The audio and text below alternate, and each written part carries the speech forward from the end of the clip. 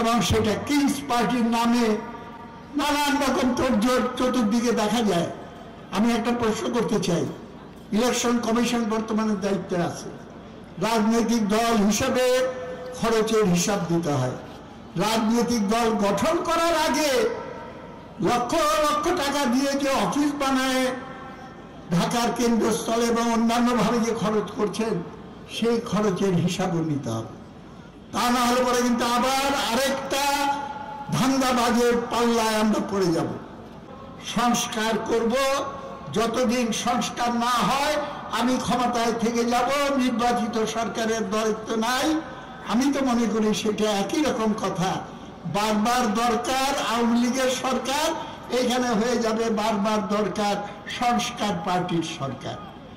আচ্ছা, শেখ হাসিনার রাষ্ট্র দর্শন ছিল উন্নয়ন চাই, উন্নয়নের জন্য স্থিতিশীলতা চাই, স্থিতিশীলতার জন্য সরকারের ধারাবাহিকতা চাই। সরকারের ধারাবাহিকতা মানে কি? বারবার দরকার শেখ হাসিনার সরকার।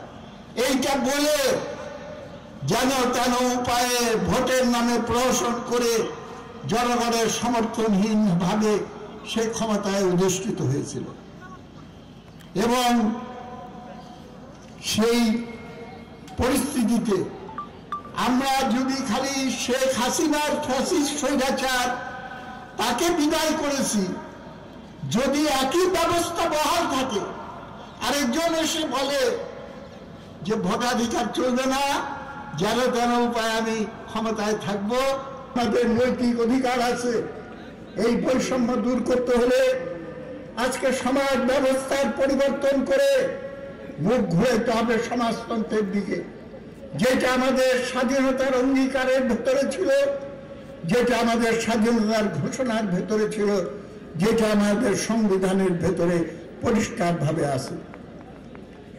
জনগণের উপরে বিশ্বাস রাখতে হবে এবং জনগণের উপরে বিশ্বাস রেখে সমাজ ব্যবস্থার পরিবর্তন কিংবা সেই লক্ষ্যে আমাদের সংবিধানের যদি কিছু কিছু পরিবর্তন করতে হয়, এবং অনেক কিছু পরিবর্তন করা দরকার, এবং কিভাবে পরিবর্তন করা হবে সেটাও সংবিধানে বর্তমানে শেখ হাসিনা এটা বাতিল করে দিয়েছিল, হাইকোর্টের অর্ডারে সেটা আবার পুনঃস্থাপিত হয়েছে। সুতরাং কোনো ভয় নাই, মানুষের উপরে ছেড়ে দেন। নির্বাচনের উপযুক্ত পরিবেশ, গণতান্ত্রিক পরিবেশ, নির্বাচন ব্যবস্থার প্রয়োজনীয় সংস্কার করে যত দ্রুত সম্ভব নির্বাচন দিয়ে জনগণের রায় সেইখানে নিয়ে আসেন।